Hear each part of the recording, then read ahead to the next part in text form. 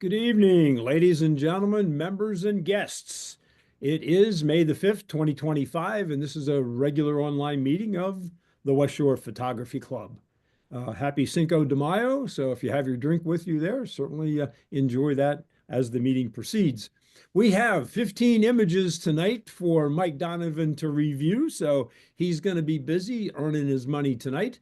But before we get to that, let me remind you about our next regular online meeting, which will be in 2 weeks. That's May the 19th. And we have a very special presentation by our own member, George Kursick, is going to do a presentation on long exposure photography. So we're looking forward to that. As I mentioned in an email recently, the May the 19th will be the last meeting of this club year. That's the 18th. We've met 18 times online, and we will not be meeting in the summer months, not online, not the regular meetings. So no meetings in June, July, or August. The next regular online meeting after the 19th will be Monday, September the 8th. And that's the second Monday of September, of course, because the first Monday is always Labor Day. So that meeting will kick off our new club year, the 2025-26 club year.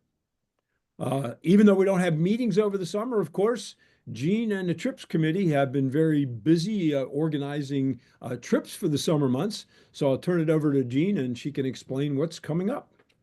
Okay, well, thanks, Dennis. Yeah, actually, this month we have on Saturday, we're going to Hanover Shoe Horse Farm and then the Basilica. Now, this one starts early, gang. It starts at 8 o'clock down in Hanover, so set your alarms. I know I'm going to have to. On the 17th, we're going to be doing a one lens challenge. Everybody bring your 50 millimeter, your nifty 50, and we're going to do a photo walk around Boiling Springs. That's going to be fun. I can hardly wait to see everybody's take. Don't forget to change your levels with your feet up and down and sideways and angles. In June, we have 3 trips in June because some of our April trips got rained out or unfortunate wildfires. So on the 7th, we'll be going to Wildwood at 8 o'clock. That's another early one. And the 14th, we'll be going to Pine Grove at 9 in the morning. And then on the 21st, we'll be going to Steelton Skate Park. And that starts at 10 o'clock. It's from 10 to 3. There'll be an event, so we will be able to get some good action shots there. In July, we have a couple trips planned, but we don't have the dates quite yet. But we'll be going to the National Christmas Museum, which is part of Stone Gable Estates down in Elizabethtown. It's going to be fun. Elaine, Mary, and I went down, and it is really cool. I think you all are going to enjoy it. The caveat is it's during the weekday, but it's if you can get off and go with us, it's going to be fun. We have a couple other things in July and August. You'll be getting your emails with the dates and the times and just like normal. So I can send that out, or maybe Dennis, you can send out the entire list if you want, or I can, whichever.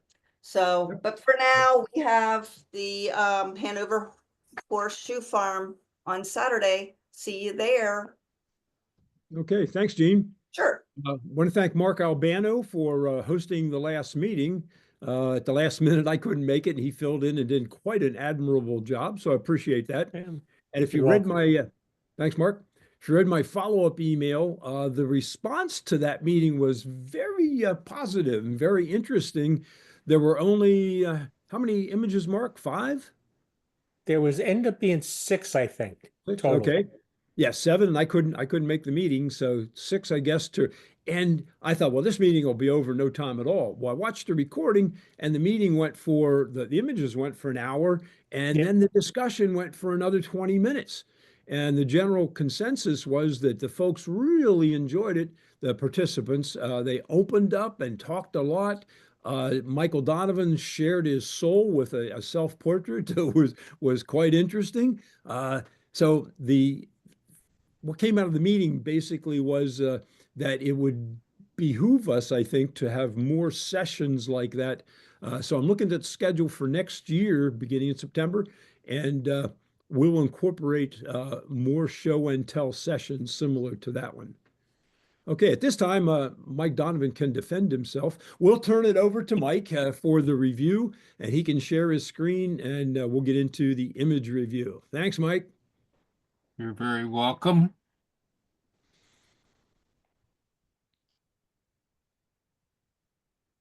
Okay, well, everybody can see it. We're okay? Yeah, can you do Yep. full screen? Can I what? Do full screen? I just did. No, you didn't.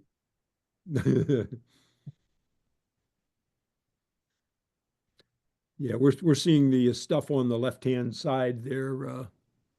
I'm not. Mike, if you were to hit, are you on Windows or Mac?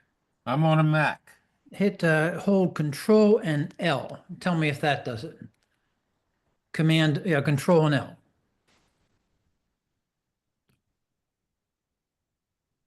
No, Okay, No. I did Command L. Let me do it again. Control. I'm looking at full screen. Okay. Go with that. Okay. Pastels spilled. Good title, of course. Tell you Mike, what, Mike, we're What? on the title page. Huh. All right. Are you still? Yes. Well, I'm seeing the second one. All right, hold on.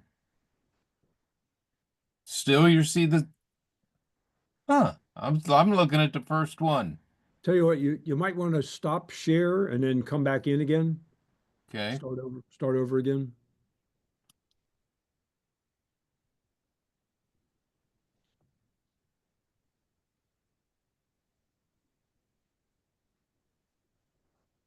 The application window, Acrobat. Oh yeah, Oh, that There looks you better. go. Yeah, it that depends on okay? which icon you select when you share your screen. Okay, I did the one on the bottom right. That worked. Okay. All right then. What I've done is split them into about 6 different categories: technical, composition, color, processing, intangibles, and then my suggestions. So that's the framework I use for each and every one. As far as technical goes here, you can see it's sharp, it's crisp, the lighting is really smooth, the exposure is excellent. Can you see my cursor? Yes. Yes. Okay. You can see even in the dark parts of the fancy Longaberger basket, there's some detail in there. Now the background is clean as could be, as clean as could be. And if you would be making a print of this, it would look black. So good work on the technical side of things. Composition wise, um, you have this horizontal here. I'm sorry, diagonal here. You have a diagonal here, which adds to the action or the thought of the pastel crayons falling out of the basket, because diagonals will give a more active feel. Your horizon line is at a good spot. It's not dead center, but it's enough that you can see the reflection. The rhythm of the chalk pieces is really, really good. You see triangles galore, including down here. So good work with that. You can see some here. And triangulation is always strong or usually strong in a composition. color wise, which is really the star of this show here, is the thing that was very cool was your use of the primary colors of pigment as the most forward set. So that was good. And if you didn't do it on purpose, when you have your chance to talk, say that you did it on purpose because it's a good move. The browns of the chalk are the same as the brown family in the basket, so the colors pick up from here to here. Really nice work there. And this little teeny tiny pop of warm color back here helps to pull your eye, as does there's actually a little bit of linear perspective here. Some of the Longaberger baskets actually are smaller on the bottom, and that helps with the illusion of depth. The processing is excellent. The blacks are clean. The details are showing where it's very, very important, and there's no burnout. And my question is going to be whether this is HDR or a 2 or 3 light setup. I'm anxious to hear about that. The reflections are really good, really, really good. Now, one of my categories is intangibles, meaning um, the mood or the feeling or the meaning of the image. And what this said to me was you can make something beautiful out of something every day. It's an everyday item. Kids play with it. Artists use it to make something else, but you've turned an everyday item into something interesting. It even calls back to your childhood a little bit with the vintage look of the basket and the old looking chalks. So nice work. Suggestion wise, um, and this is no knock against this image, but it's something you might want to try, and that is try using a gray background rather than black. And once you have a middle gray background, you can put any kind of texture or background on there you want. Use a blend mode, and you're good to go. One thing I do want to mention is your horizon line is off a bit. When I said I like the placement, I mean as far as in the image, but make sure you get that straight. And I think that's about it for me. So try the gray background thing, and then try to apply some textures, or maybe use some of your other images, maybe, I don't know, a brick wall or a sidewalk to go along with the theme of the chalk there, or whatever you want. It's just an idea. Okay, who did the image? David. Hey, Mike, thanks a lot. Dave Marchetto here.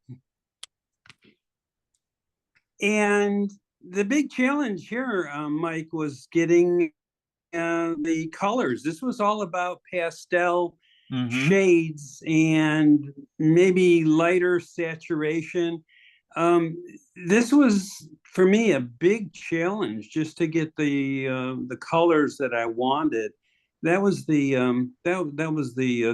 big challenge. I had the blue and orange in front, but everything else is luck, I think, in terms of the color placement. And I had a lot of fun doing this. Again, I just really spent most of my time on the colors, and it was really, really challenging. Even the reflections became a challenge for me. Mike, I had about 3 lights on this, and I shot it at night. So yeah, the 3 lights cast all the shadows. Okay, looks great. I really appreciate your comments. Thank you. Okay, this is number 2, To the Point, which is a perfect title. Technically, it's sharp, it's crisp, the black is clean, and when you have a black background, it needs to be, when I say clean, I mean no spots. Because if you print it, they're there forever, and you have to get your old-timey touch-up kit out and lick the brush and dip it in the dye, and the whole works like we used to do. So yeah, it looks good. Composition wise, you may not have been thinking about the negative space, but in this image, it's almost as important as the positive space. And when I say negative space, I'm talking about the area where nothing is. But you see, they make a shape of their own. And in a graphic photograph like this, they count. The negative spaces count. So they look really good. The diagonal intersecting with the horizontal line hitting with the diagonals. That's also graphically strong. Very nice. Triangulation. It's a bold graphic image. Color wise, gold, oh, even leans a little bit toward a brassy color, but I'm going to call it gold. It, of course, denotes classy and rich, and really what this looks to me like, let's make it seem like the corner of a really expensive frame, which says something about your work that's going to go in it. I like that you used all the warm colors because they're usually richer and I don't know, a bit more exciting and jump forward. You can see how this comes forward out of the black with the warm colors. It's the graphics relate to somewhat to motion, so you can almost feel the point moving across. And a lot of times in a lot of images, people will say, leave room for the whatever it is to move into. In this case, it's not an issue because the negative space is so strong and it actually looks like it wants to leave the image. So good. Processing wise, the black is deep and clean. You have a hot spot to deal with. The colors are rich, so you did a good job there. Intangible, it's bold, it's graphic, it grabs the viewer's attention immediately. You can almost feel it piercing. It gives you a little bit, if you let your imagination run, it gives you a little bit of a, I don't know, a little bit of a scary feeling almost that it's going to stab you. So, so the image has some pop and some punch for sure. Now, my suggestions here are to deal with this. I've mentioned before, and what happens is when something is a value or a brightness more than the rest, it'll come out toward you more. And you can see that that is jumping to you, almost jumping off the paper. Now, if you try to just darken it, then it gets gray and yucky. So I would advise to or suggest that you do a clone and maybe, I don't know, 10, 15, 20% just to put a film of some kind of texture or color over that. Maybe maybe just move down here and copy that over it. Something to that effect. And that'll take care of that problem for you. And up here, there's also a little thin line that is a bit of a distraction. I would get rid of that as well. Let's see, one other thing. Please get rid of these. Even if they're really actually on the frame, again, the lighter value of them makes them move toward the viewer a little bit. They're almost to this point. You can see how this is moving out and picks up these. So get rid of that, clone over this. You have a strong image, you have a lot to work with. So, so go for it. And by the way, for anyone who I make suggestions to their work, if you're thinking to yourself, he doesn't know what he's talking about. I wanted that there. You're the artist. You have the last word. Just don't tell me until we're done because I may cry. All right. Who did this one? Mike, this is mine. This is Mark Albano. This is a handrail at the state library. Oh my gosh. It's not a picture frame. No, it's one of the brass handrails. And the biggest thing I had to deal with was the actual V, the point and the where it's welded together. Mm-hmm. was making that level and centered. Yes. And I shot this. You answered one of the questions I had on it, and that was the hotspot. I am going to try to play with that a little bit. The other question I has, I shot this at I shot this at f1.7. So its Mm. depth of field is like the depth of field is like on the point and on the inside of the joint.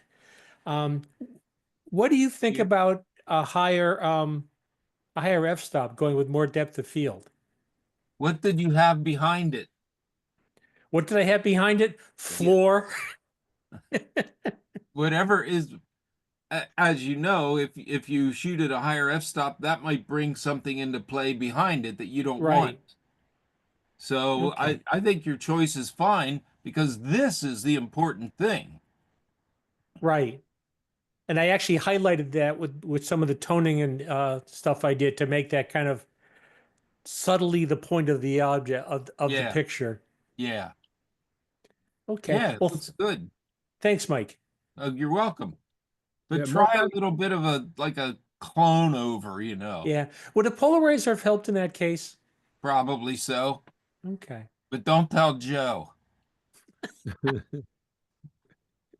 yeah, Mark, I had a question for you. Yeah. In the upper half, is that a reflection of a person that I'm seeing? Or The yeah, right there. photographer. I think it's the book stacks, Okay. but it could be me, and that's probably one of the best images of me in history. Well, you mentioned about using smaller aperture on your lens, and I'm thinking if that would increase the depth of field and might bring what was behind you in a little bit sharper focus. Good point. Good point. Thanks. Yeah, yeah, dynamic image, that's strong.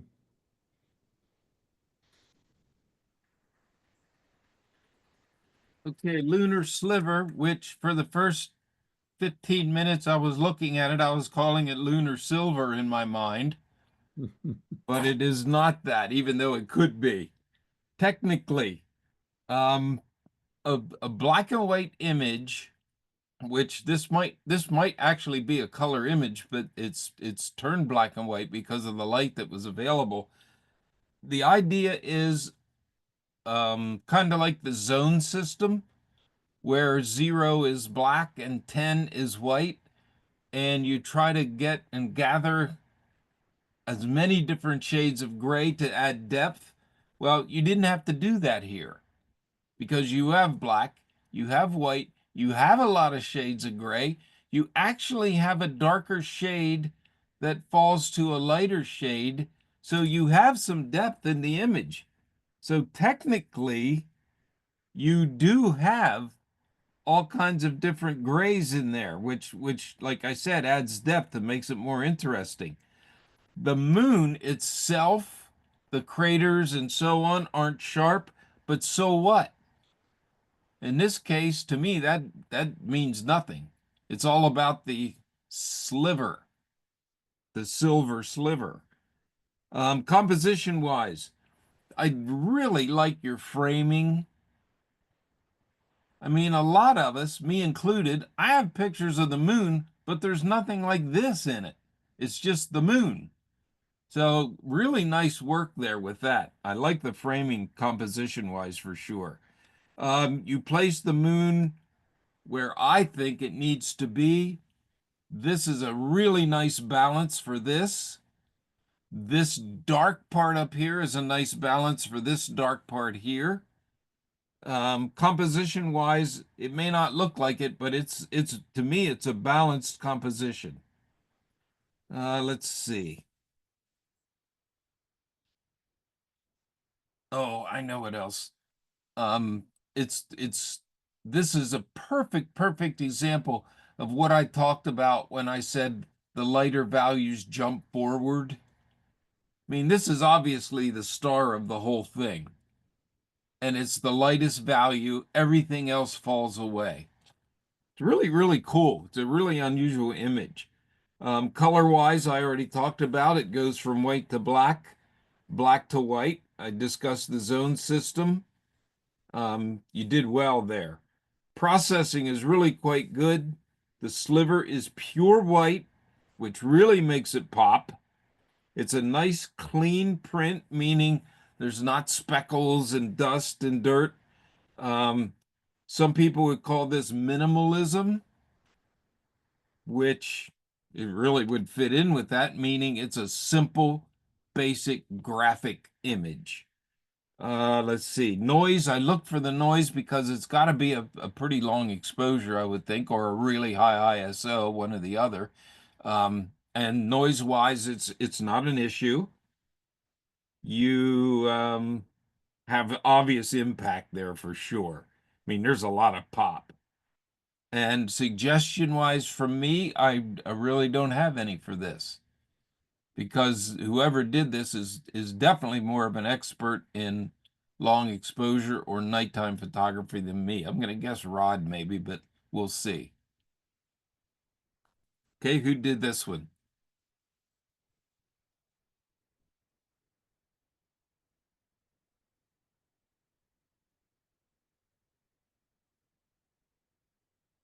Oh, I forgot to mention $5 comes to me every time somebody doesn't unmute themselves. No one? Okay, yeah, Mike, can you hear me? Yeah. Yeah, it was Rod, and apparently he's not in the meeting tonight, so he'll probably Okay. get the recording. All right. Okay, Bombay hook egret.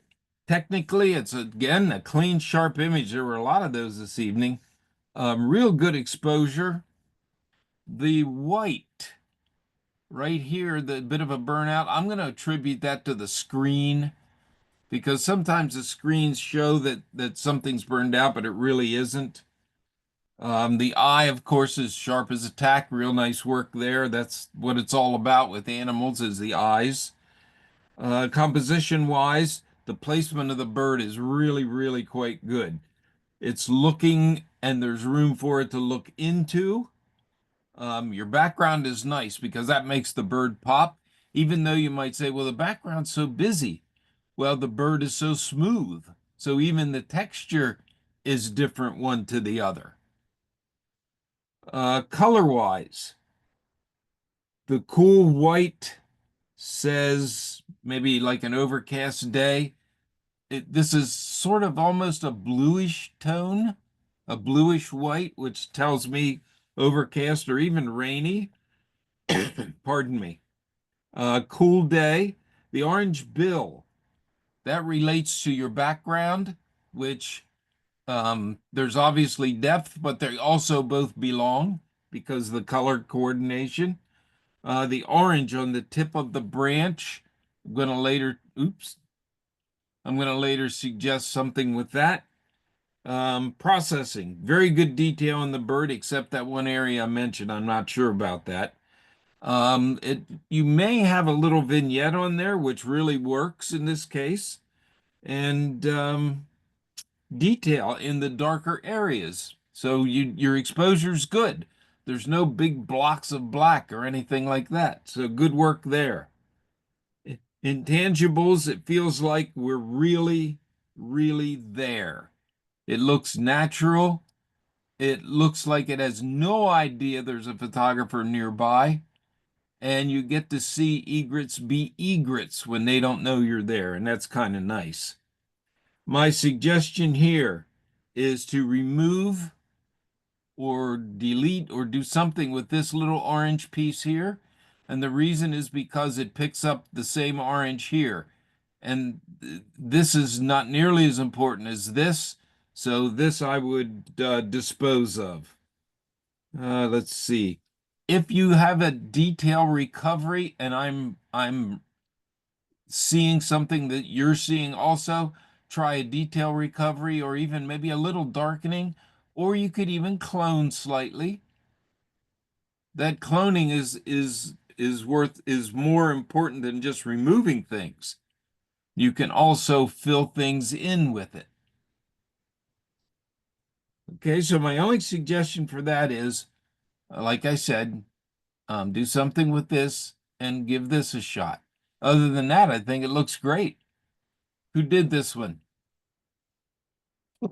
Sorry, Mike, this is Doug Cinnamon. It's my photo. Can you hear me okay? Yep. Okay.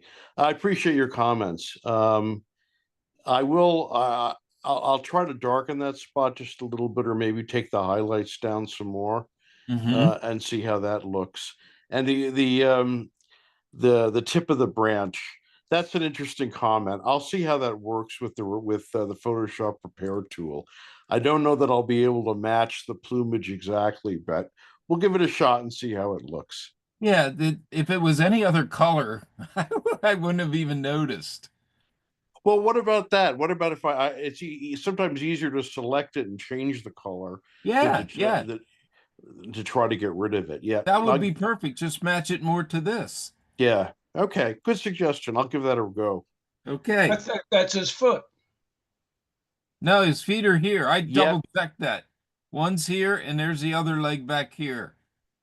Ah, Yeah, no, I think that's just a broken branch. Yeah. And that's what you see, just that orange sort of triangle sticking up there. Okay. Castles of Scranton. Technically, it's sharp and it's crisp. The exposure is really, really good. It is what I would call a clean image. Any little spots that I could find are on the image. They're not dust spots or anything.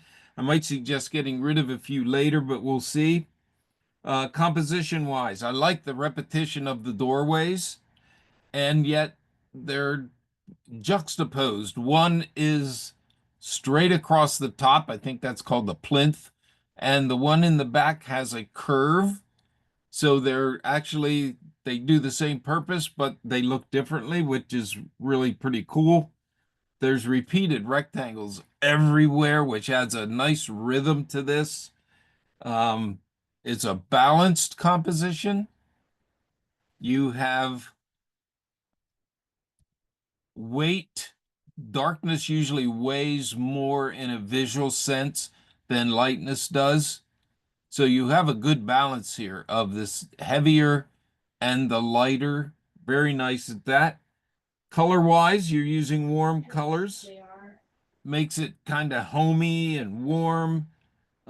Just enough contrast in the gray here and even in the floor to make it monochromatic, but yet there's still some contrast there. So you did good with that. Processing is good. There's rich colors. There's detail in the dark area. It's a peaceful, calm, but mysterious image. There's some anticipation there with the closed door and the empty bench. There's some kind of a story to be told there, and all we have to do is step through the doorway and head for the door, and we'll find out what it is. So it's nice when your image makes the imagination do things. That is nice. Now, suggestion-wise, I've thought and thought and thought about that light up there, and it looks like you did try to knock down the highlights because you can see that little bit of a grayish tone which happens with that. If your thought was if you get rid of it, it'll look weird with the lighting on the ceiling, I wouldn't worry about that. I would try somehow, maybe not even cloning, but there's all kinds of fancy new content aware and all that kind of business that a lot of software now you can just paint out and it'll fill in with everything that's around it. So if that's something that you are familiar with or you can do, give it a shot. Because the only suggestion I would have is to try somehow to get rid of that. You can't crop it really. You just have to hope that the content aware thing will work. And if not, try it again. And if not, try a clone. But that's my only suggestion there because the rest of the image is beautiful. Whose is this one? Hi, it's Patty Volpe's. I was recently at a a craft fair that I was checking the venue out. And this is at an iconic building in Scranton that houses a lot of plays and things like that. It has multiple floors in it, and it's just incredible on the inside. I'll say. This is like the tip of the iceberg. I had so much fun taking photos inside there while I was there that day. I wasn't actually showing my watercolors there, but I was looking at it as a future venue for myself for that. It was hard to get this without people in it. But I managed to hang out long enough in this one location to get this one. There's wonderful stairways with windows in curved walls that go out through 5-foot deep walls to the outside, these little tiny, like almost stained glass windows. I wish I could have posted like 5 pictures. I get the light thing. I think I actually did not try to darken it. I may have put a little bit of vignette on this, and that's what caused that grayer effect that you said. And I'll try and remove it, but it's just a cool image. I just wanted to share it because it's such a cool building. For sure. You know what else you might try? What we were just discussing is a color replacement. Yeah. Try to replace the white with like a khaki or some other color in the image. One of the things I loved about it was how each layer of these doorways, the color changed. I know. And that was like probably what caught my eye to begin with. That you had this yellow, and then you had almost like a pinky brown, and then you had a gray behind that, and the depth it created just naturally was incredible. Very nice. Thanks, Mike, for your comments. You're welcome. Okay, some product photography, which we don't get to see very often. Technically, again, I like a lot of these, crisp and sharp, which is very important in this case because you want to be able to read the logo and read the name of the company. Your choice of background is really quite good as well. It adds a bit of a glamour to a glamorous product. Your triangular composition there, which is very nice. You have diagonals, which denote activity and movement, which would be heading to the club. Again, the background was good. It's glamorous. It looks like city lights and like you're stepping out, and that's what you want to promote with this product. Also, the closeness of the applicator to the bottle causes a bit of tension, and the eye will go to there. And that's what you want, the eye on the product and how you use it. So good work there. Good use of warm colors. The red, of course, is for excitement and glamour. The contrast of the black and the white is classy, like a tuxedo type. Normally you'd say, oh, that's all blocked out. There's no detail in that white. The reflections of metal look kind of classy in this case for sure. Let's see. Color-wise, the processing is excellent. Again, the background is a good choice. Intangibles, it's glamorous, it's exciting. You put that on and you're out of here. You're heading out, which is what you want with that product and those lights in the background. Suggestion wise, there's just one spot that I would deal with. This one is a lot higher value, a lot lighter value than the rest. It almost approaches the value of this. So darken this so that it falls back with all the other ones. Because as you look at it, it's kind of jumping forward for you, and you want the product to be jumped forward. So I would consider making this a little darker. Other than that, it looks really great. So I like the composition. I like the use of colors. I like that the logo shows. I I guess we're ready to head out to the clubs. Who did this one? That would be me, Mike. Very cool. Yeah, this was actually, I was competing for a product spot as I'm venturing into product photography as a paid medium, if you will. And this was one of the sample images I provided to the marketing agent. So we'll see what they come back with. Well, I think you hit on all the things that they would want you to hit on. Yeah, I think so too. I mean, if this goes well, then, maybe I'll start doing product photography more. Yeah, well, let us know. I will. Okay. All right, what are they looking at? Technically, it's a really good exposure, no hot spots. It looks like either a sunrise or a sunset, probably sunrise. I never get to see that kind of light. And I believe, I don't know if Cammie's here tonight, but I think it's a herring gull. She would know better. Real crisp focus. The background is really nice.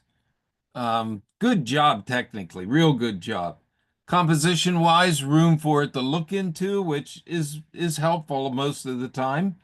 The bird and the scope are slanted just a little bit in perfect rhythm. So that's nice compositionally.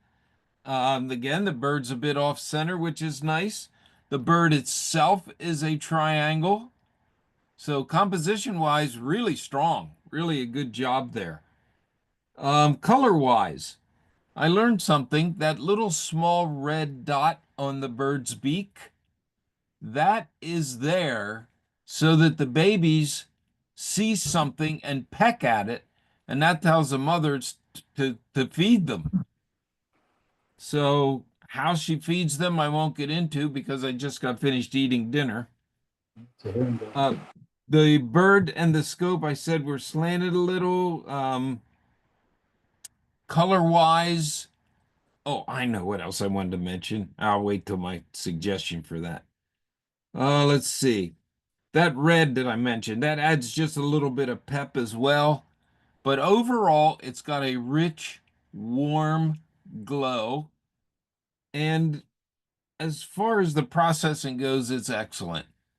It's really good. Intangibles, the bird's personality, as with all gulls, really shines through, and that word I came up with was feisty. Anytime you hold a French fry up at the beach, you'll find out how feisty they are. Um, so the look on his face, a little bit cocky, a little bit arrogant. What are they doing here? Very nice. Suggestion wise. Now, I know it was probably controversial to let the poop there or not let it there. I'm going to suggest you get rid of it to take a look, but only because it's the same color scheme as the bird. And once you see it, you don't unsee it. But if you want it there because it's the same color scheme as the bird, then let it. Try without, try with, see what you think. Overall, really a great image, sharp and clean, strong composition, real good work. Who did this?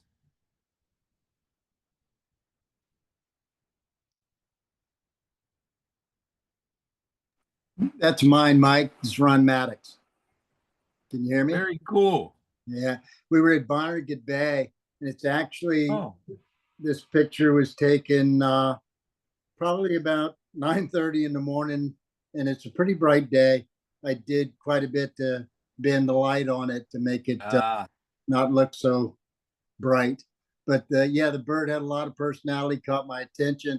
And yeah, I thought about the bird poop, but that was my title. I think this is a bunch of poop. yeah, right. But it was just a really fun photo to take, a great morning. So Yeah, for sure. Definitely got the personality. appreciate your comments. Thank you very much. Okay. You like that? Okay, image number 8. Technically, even though you don't see a horizon line there, there is one. And I'm going to suggest later that you do some straightening, and I'll show you where I noticed it. Composition wise, repeated shapes, obviously. Um, Also, the diagonals of the sticks. Again, diagonal lines are active and denote motion, and you can see that here. There's diagonals everywhere. No one's holding their stick straight. Also, even their legs, all diagonals, everybody. So it's loaded with action and loaded with activity.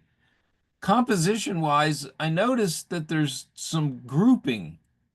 The Dickinson girls, there's groups of three. There's a group of three to the left, a group of three in the center, and there's always one of the, I believe it's Denison College, Denison University. There's one of each of those in the group, and then one outlier over to the right. So composition wise, it's a good job, even though it happened for an instant and then disappeared. Let's see. The also repeated shapes, believe it or not, one of the repeated shapes I noticed was the eyewear. That even that forms a bit of a rhythm because it's all on pretty much the same eye level. So composition wise, strong. Number 7, excuse me, and number 9, their sticks triangulate a little bit. So composition wise, it's an instant grab, but the composition's good. Color wise, red and green, complementary color scheme. The red accents, as you know, red promotes excitement, and so does this for sure. I do want to suggest, and I'll suggest this a little later, there's a little bit of a yellow distraction over to the right, and we'll talk about getting rid of that. Processing.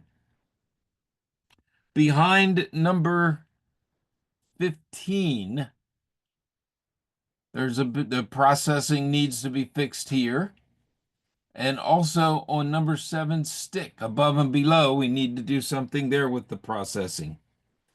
Color-wise, again, I mentioned that the colors are rich and saturated. It's bright and it's bold. Very nice with that. Intangibles. It's obviously you're in the action. And that's what a good sports photograph does. It puts you in the action. And sports-wise, this is good. Now, my suggestions. Again, I would fix this problem and I would get rid of this, even though it might seem ridiculous.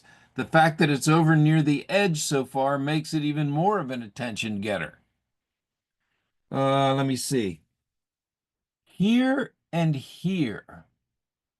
You see how the bars, I believe this is the bars of the fence out of focus, come down and then stop because there was something there that you wanted to get rid of. I'm sorry to say that it would work out also to clone these back in now, but that will take some time for sure. Let me see. Try using this for your horizon line and see how that works out.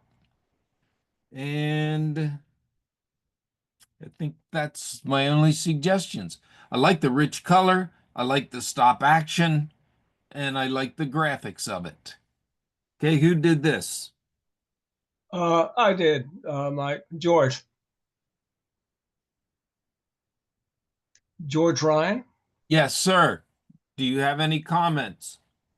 Yeah, the red thing that you mentioned, and those little black things off the number 7 stick. I was going fast when I did this, and it was sloppy. I had about 200 or 300 pictures to do at once. I believe it. What happens here is the background sucks. There's just not much you can do with it. Right. Except in Lightroom, they have the a blur function, okay? Mm-hmm. And associated with that is a brush. Okay, one for focus, one for blur. And I used that here. I didn't come down quite far enough to the stick to blur that. Okay. Is Now, I this, never saw that yellow thing. They use a yellow ball in women's lacrosse. yeah, I And see it here in the basket. yeah, Is this snow? yep. Oh my gosh. But they have these little balls lying around all over the place, spare ones, and I'm surprised they don't get confused and somehow have 2 or 3 balls on the field at once, but they don't. Yeah, true. Yeah, I think the ref would pick that up fairly quickly. Yeah, hopefully. Oh, All and right, also, thank Mike, over here, number 9, the stick. I think there's a little bit of a stick here. I should have put in focus. I think that's part of her stick, but it may not be. It's hard to Yeah, tell. that's the ball. Yeah, Okay. and you always ought to show the ball, they say, but sometimes it's damn hard. I bet. Hard for me to find it.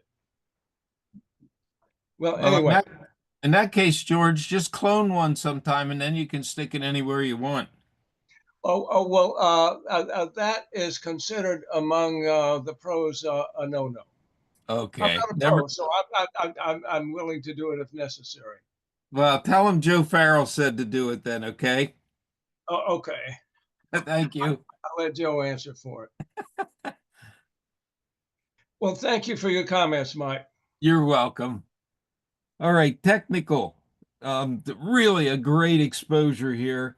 The lights are totally white, but so what? You know, you can't help that. You have to take like a 30 image HDR to make that happen. And these look good. These look real good. Sharp focus all the way through. Um, if there was any kind of toning or filter, digital filter or anything, it was appropriate because it looks really good here. Let's see, composition wise, background elements, linear perspective. This is a perfect example of linear perspective. You can see the lines on the ceiling heading to a vanishing point, the circles getting smaller and smaller and smaller, the lines on the floor. Um,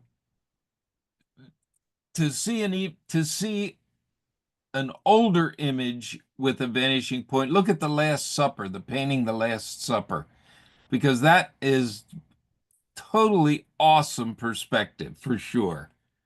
Leading lines, of course, repeated shapes, obviously, which produces a rhythm. Some people, instead of saying repeated shapes, call it a rhythm, and this definitely has a rhythm. The people in the back provide a perfect balance to the door in the front right. Perfect balance, at least to me, as far as composition goes. The desk on either side balances. The doorways on either side balance. A great composition. Color-wise, rich and warm and just about creepy. I'm undecided about the green and red lights on the receptionist's desk.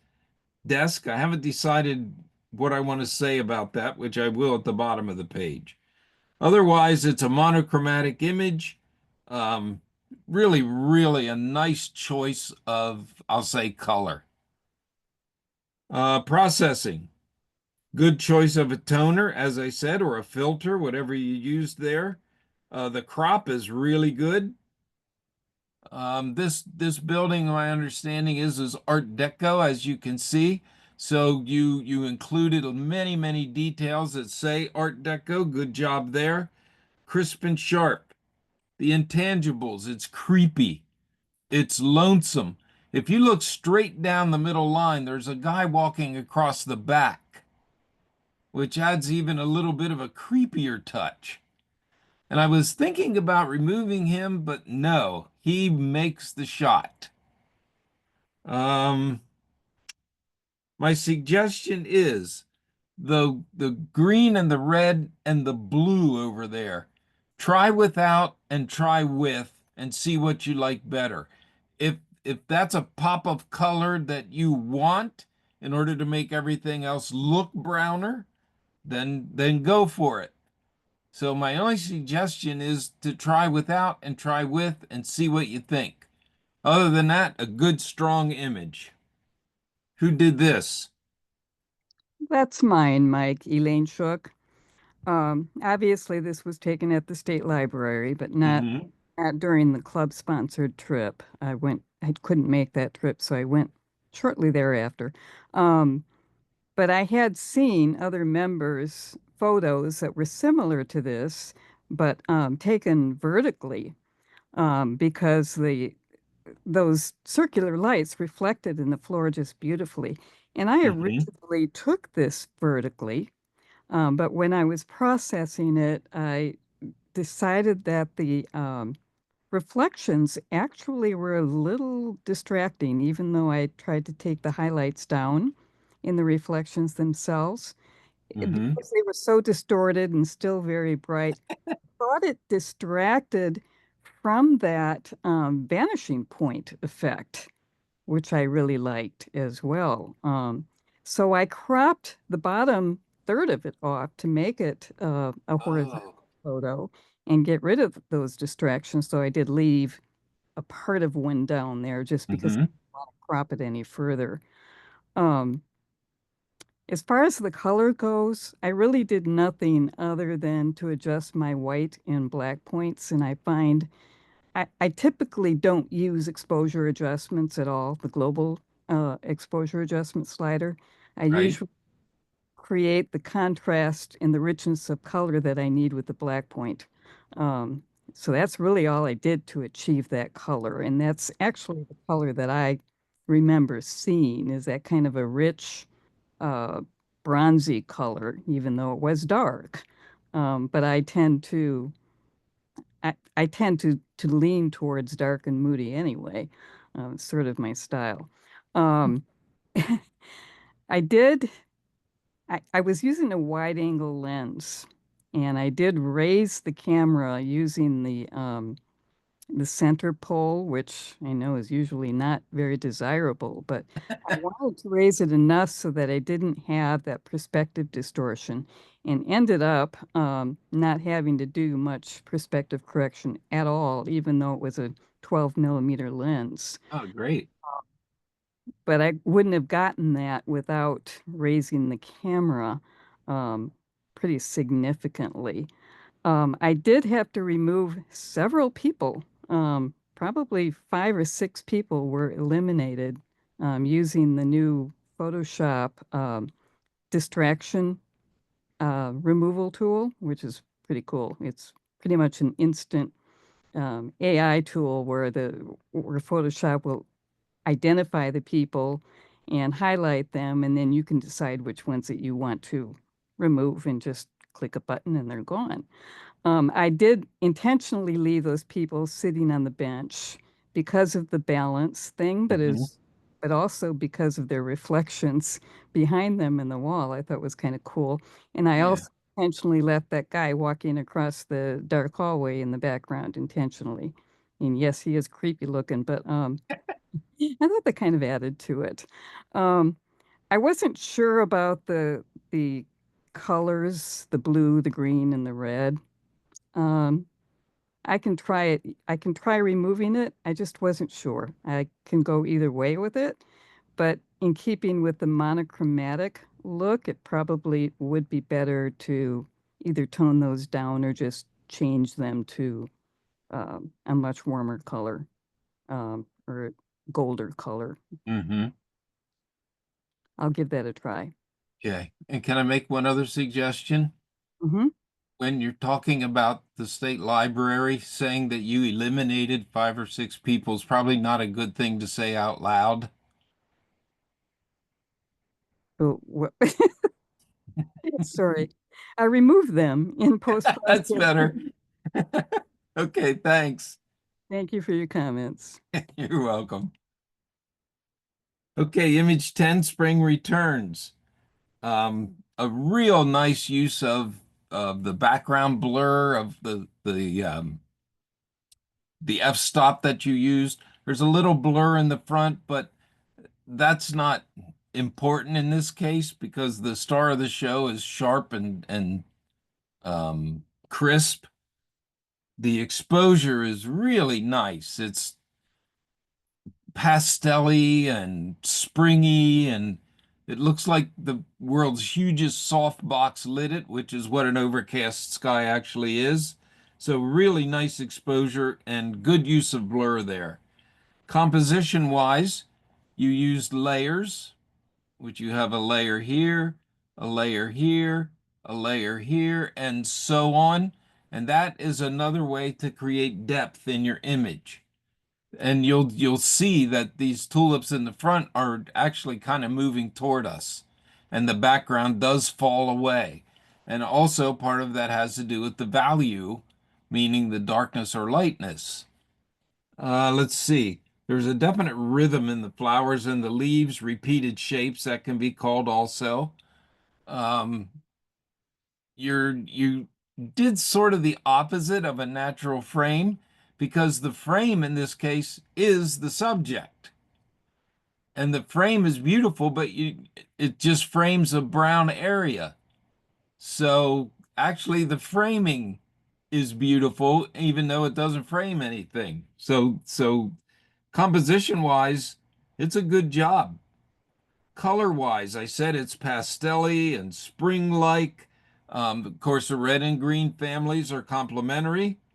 In the back on the right and the left, the purple and yellow color scheme is complementary.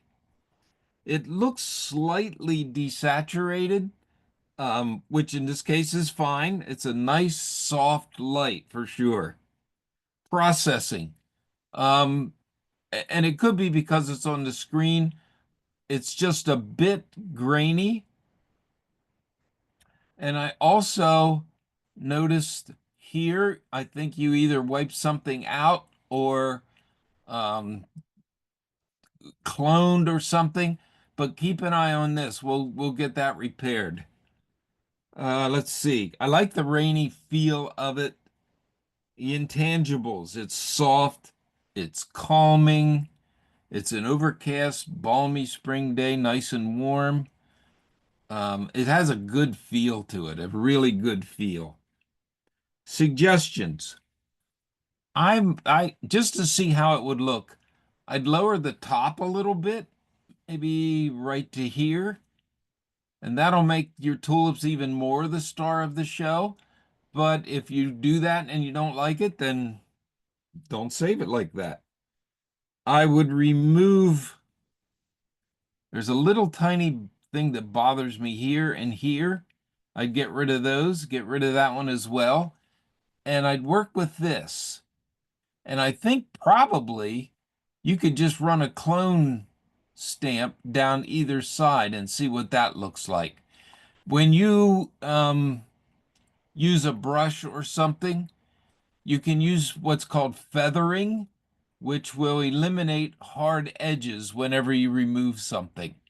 So maybe run a clone stamp down either side and get rid of that, or blur it or something. But I would remove it because the rest of the image is so nice and just so calm and beautiful. Run it through a noise reduction also. See if that helps anything. Okay, who did this one? This is mine, Joan Smith. Thank you, Mike, for your comments. The background, that back layer, I can't remember. I may have tried to remove a tree. I think Okay. I think maybe what I did was try to remove a tree, but leave a little bit of a shadow so that it gave some depth and some I feel to see. that background. But like you said, maybe it's distracting. Well, see what you think. Wipe it out and see what you think. Yeah, I just kind of felt like when you can take too much out Mm-hmm. so that the background becomes boring. And I thought that if I left a little bit of highs and lows in that background, it would make it a little bit better. Well, the color and the texture is fine. It looks great. So I whatever can you see did the here, lines do. now. I know. I can see the lines now. Uh-huh. I didn't see them, of course, when I entered it, but of Of course course, now I then can see it. Because some Mike rude picks guy it up. like me comes along and says them. I know. It's like you find everything. I would have never, I didn't notice these little white spots in the leaves, and I'm like, oh my gosh, he's so right. I'm sorry, but that's why they hire me. I know, and I so appreciate it because it really, really makes me take a look at my photos. And what I try to do is think about if you commit it to a print, what is going to Correct. be there and never leave. Yes, and I have a few of those that never, Me too. and That's it how I know irritates. It really, really irritates me when I get them back. that it does. Yeah. Back in the old days when we had to retouch with a paintbrush and a little pot of dye, it was a nightmare. Right, right. Your comment about the framing, I get it, exactly what you're saying. If you can see through to kind of like the second layer, the white tulips there, um, were in between the pinks, and I kind Hmm. of thought maybe I was framing those, but Oh, it that, looks good. that wasn't my goal, but, um, Of course it was. well, kind of. Yeah, it looks nice. Yeah. The only reason I suggested coming down here a little bit, try a closer crop, is so these would jump more. But Right. And yeah, it looks good. the reason I didn't do that was it really bothers me when I cut the tops of the flowers off.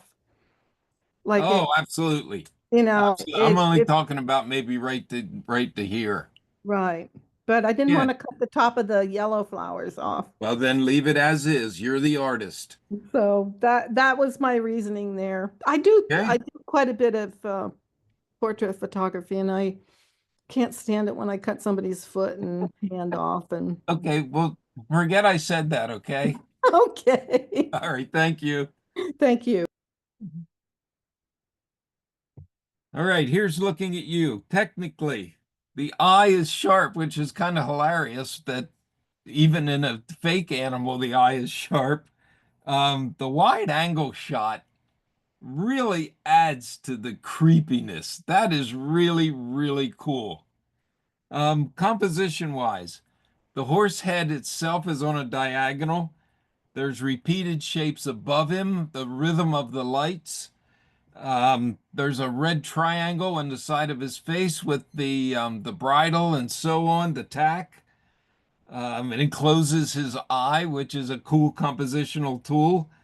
The teeth, the roundness and the curve of the teeth repeat the curve of the lights up above, the curve of the nose, the curve of the eye, and so on. The lip, it's compositionally, it's pretty darn strong.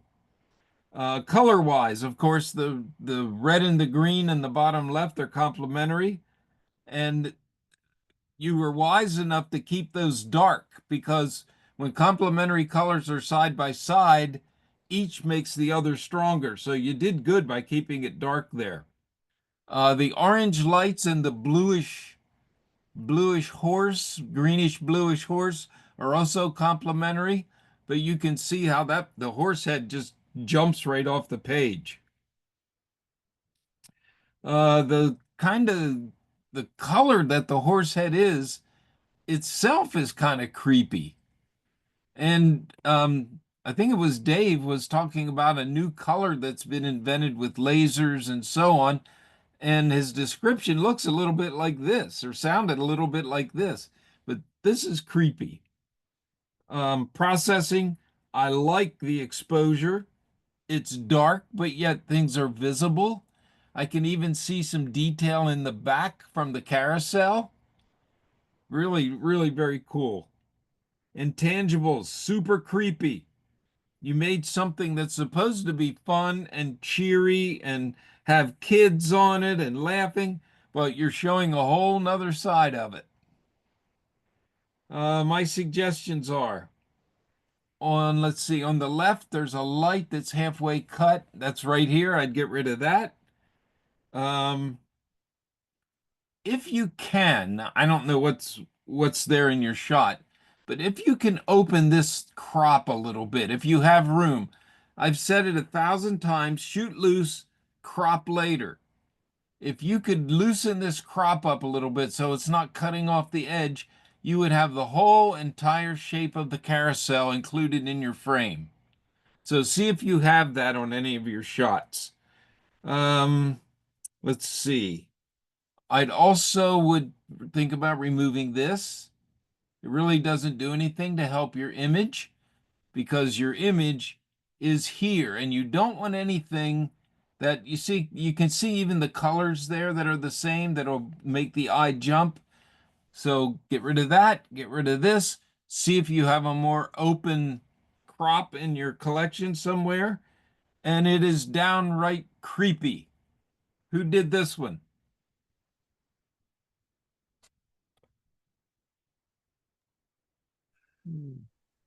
That's okay. I just got unmuted. Yeah, thank you very much for your comments. You have an amazing eye. I never even noticed the ring on the right and the little green light on the left, but that's great. Sorry about that. Okay. Yeah, we were at Hershey Park, and one of the rules I always like to use is, you're shooting, turn around, look around. So I turned around, and this guy was staring me right in the face.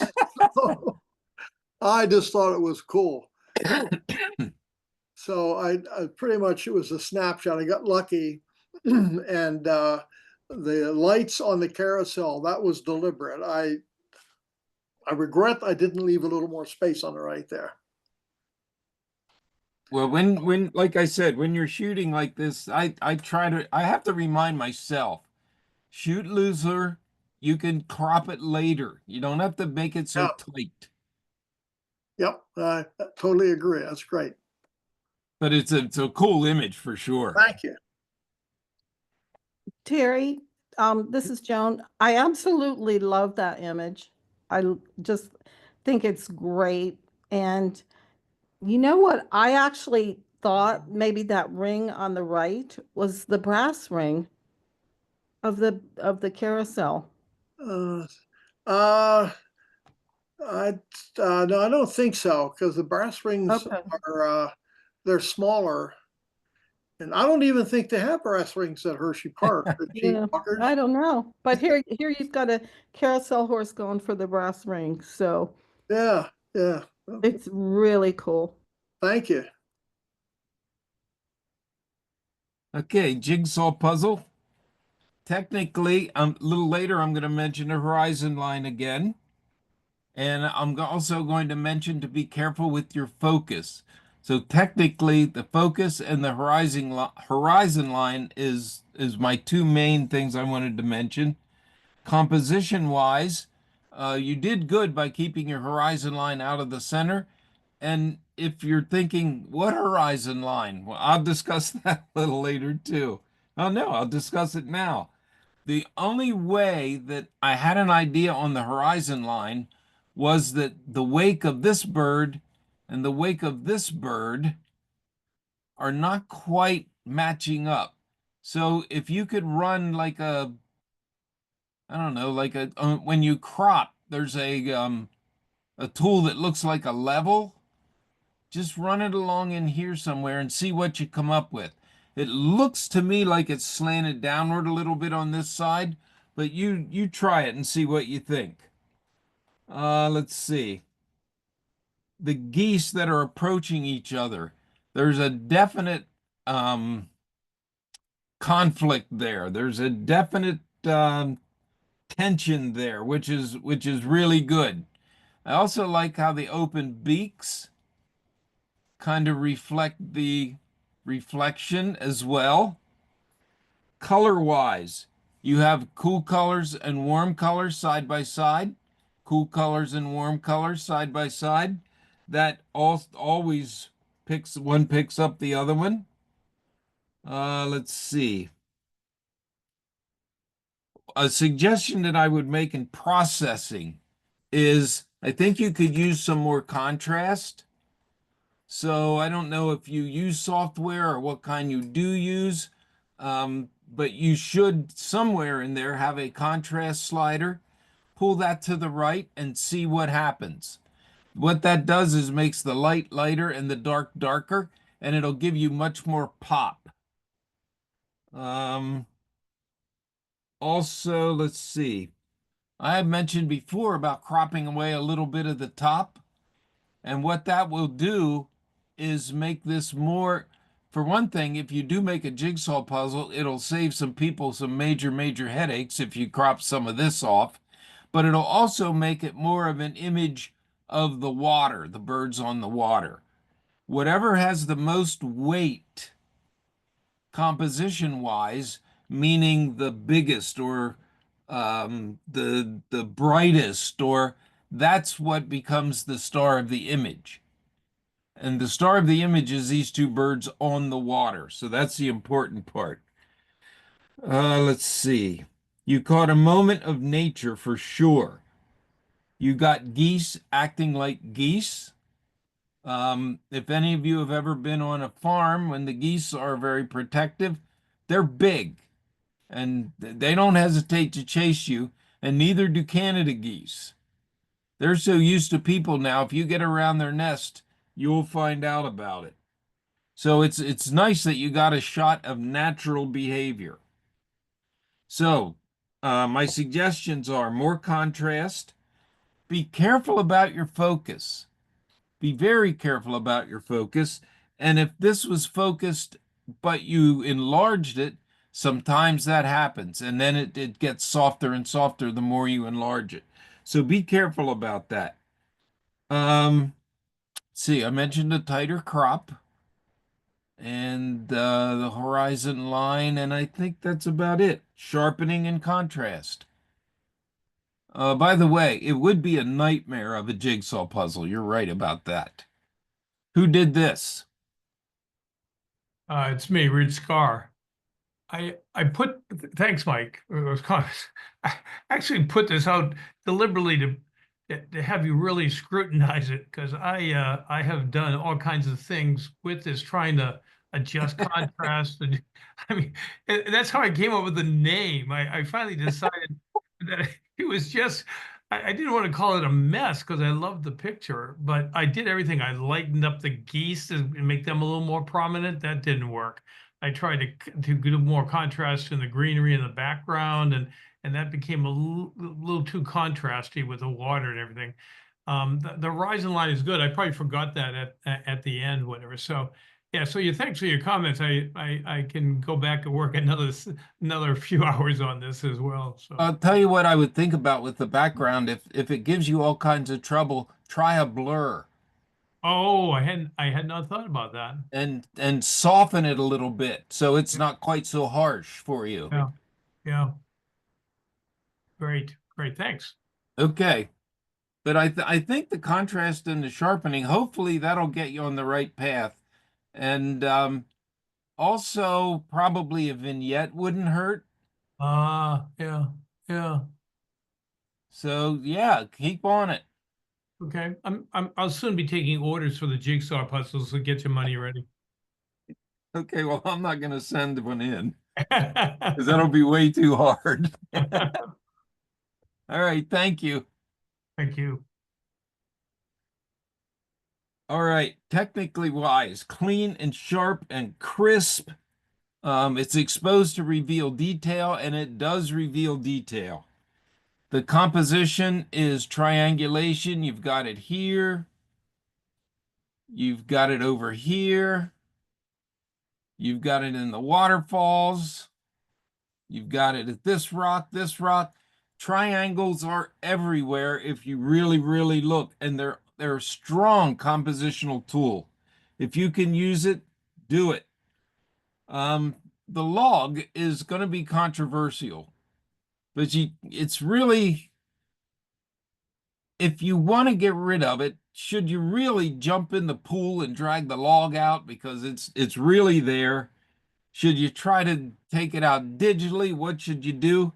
You can use it, and that's what he did. or she did. You'll see here the lines of the log follow the lines of the rock behind it. So it becomes part of what is there rather than just an impediment. The leaves in the back lead to the falls, which again is triangular. The falls then fall down into the water, which leads to the eddy. The slant of the rocks even point to the falls. Let's see. I mentioned the log already. The repeated shapes of the leaves and the eddy, the swirls of the eddy. Color-wise, it's a blue-orange setup. Each makes the other pop. It's a warm versus cool setup. Each makes the other pop. Processing-wise, it's even, it's smooth, and it's light. The intangibles, it puts you right into the water, which I'm guessing is where this was taken, is in the water. The calmness that nature can provide is in this image. So good work with that. My suggestions, and you can just try it and see what you think, is I would desaturate your colors just a little bit, especially the oranges, because the fact that the oranges are next to blues will really make them stronger.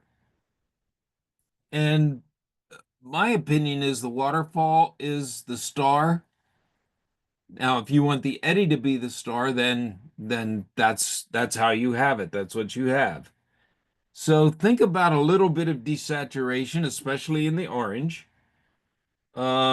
If there's a glow on it, maybe back off on the glow a little bit. But other than that, it's beautiful. The repeated shapes of the leaves and all the triangulations, the activity in the water, really, really nice. Take a look at it desaturated slightly and see what you think. And that's really my only suggestion. Okay, who did this? This is Joe Farrell. That was my shot. Frank Pascucci from Connecticut, a member, is on the line this evening, and he was with me at Enders Falls, which is in West Granby, Connecticut. And I love doing waterfalls, and I particularly love to find the vortex like we see here. And so to capture this, the tools that I used, of course, was a camera, a tripod, an ND filter, and a polarizer. But I also used a rake, a bucket of leaves, and a bucket of water to saturate some of the rocks, throw water onto the rocks, which will then make them appear more robust. But then you have to use a polarizer to take off any, uh, you know, brightness that you would not want. And so and I really love what I call them whirly jigs, but it's really a vortex whirlpool effect, and I love it. And to get that kind of an effect, that's where you had to use the rake to rake leaves in to get the right feeling of the leaves in the water.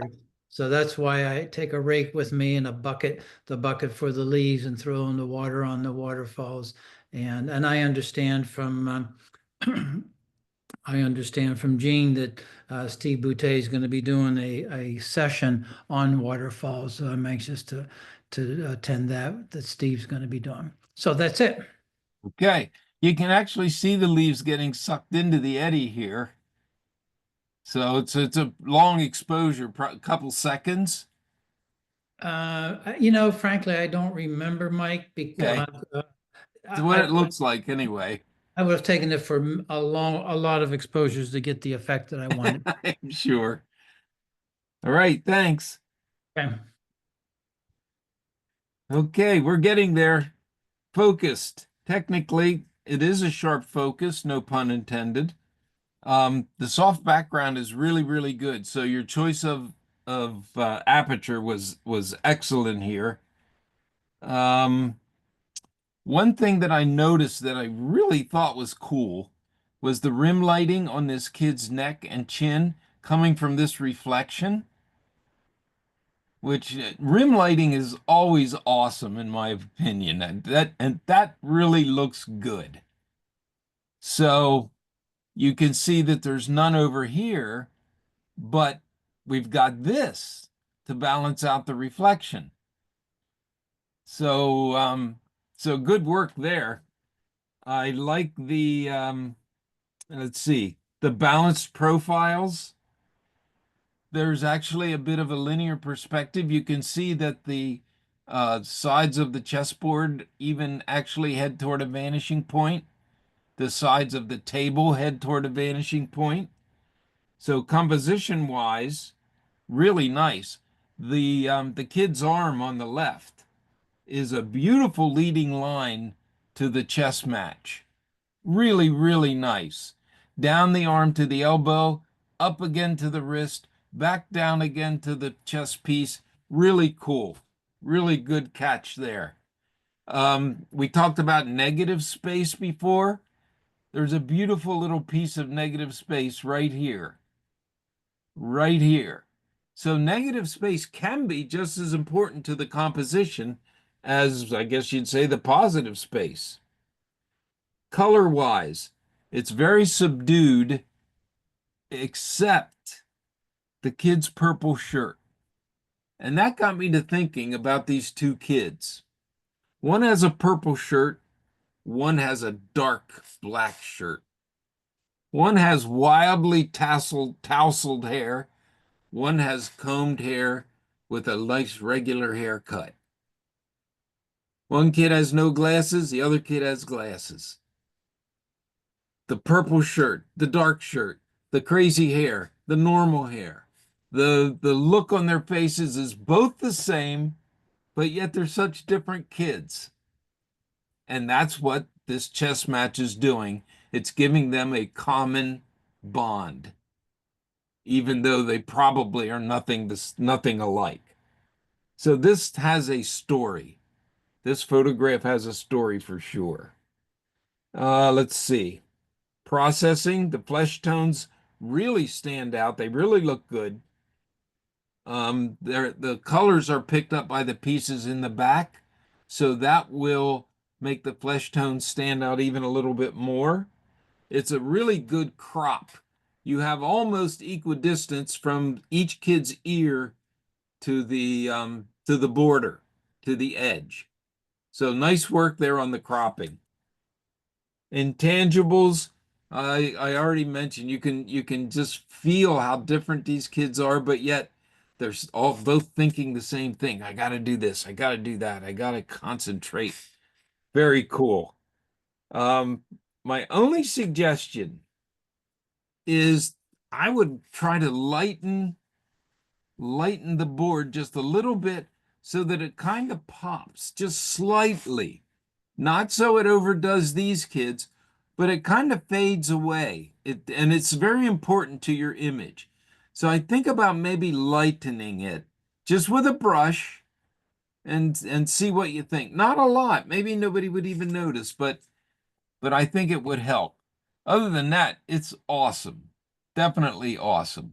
Who did this one? This one's from Mary Eileen Carson. That is very cool. Thank you. Thank you. There is a story with it. These two boys, their mothers were there, and I ended up chatting with them for a bit. They've been friends since they were born. They were born same day, same hospital. And have been friends since, and were both very into chess, surprisingly. And I felt comfortable at this point photographing kids, because I have of late been rather uncomfortable because I got chewed out big time in Ireland over someone who thought I was photographing her baby. And I had to show her all my shots to prove I wasn't. So I'm talking to the mothers, and they're telling me about they've been friends since they were born, blah, blah, blah. And just really got into watching them play chess. And so, but I did a lot of work on this because I did have to do a lot of some more blurring of the background because the focus is the two of their faces in that board. Yep. And so, but thank you for that. Thank you for the idea of working on that board and lightening it up and getting it to pop. I want to try that. Thank you. Okay, see what you think. Yeah. Do Thank you you. use curves? No, Yeah? no, I do not. I do Okay. not. Yeah. Because if you want to learn real control over your contrast, practice with curves because you can pull any degree of lightness or darkness or midtone that you want. It's not just 3 sliders, it's hundreds of choices. Yeah. Try that. Thank you. Very cool. Okay. Technically the exposure is excellent. Even though it was a bit of harsh light, you did good with that. The foreground element is sharp and leads right into the image, so that was a good choice to include that. And in fact, composition-wise, that really does help because we go from here using the same color to here, and then picking up on the repeated shapes here, and working our way all the way out to the end. So composition-wise, you did a good thing there. The rhythm of the repeated shapes of the houses, you can see that there's linear perspective at work, how they get smaller and smaller and smaller as they go out to a vanishing point, which coming off of here and here would be probably out here somewhere. But a vanishing point and linear perspective can help with depth as well as these layers like this one and this one and this one and this one and so on. Layers help too. Let's see. The blue and orange combination, really, really strong, of course. Let's see. I already discussed the rocks and the sand matching up. The sky picks up the blue of the houses. And then you have a pink boat sitting right a little bit left of center. A nice little contrast.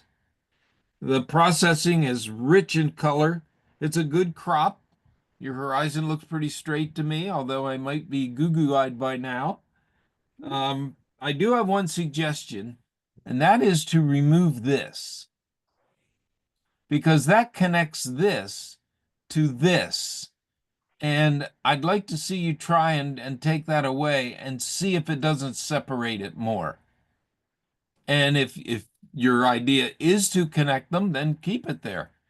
But give it a shot without it and see what you think. Other than that, you have, like I said, great composition. It's nice and crisp, beautiful, interesting sky. Good work. Just see if this makes a difference to you or not. But I like this. You can wipe that out if you like, and you're good to go. Who did this one? Hi, Mike. This is Carla Maddox. I was so excited to submit a picture, I forgot to name it. I would call it my happy. We were down North Beach, Maryland last week, and this has to be one of my most favorite piers to be out on.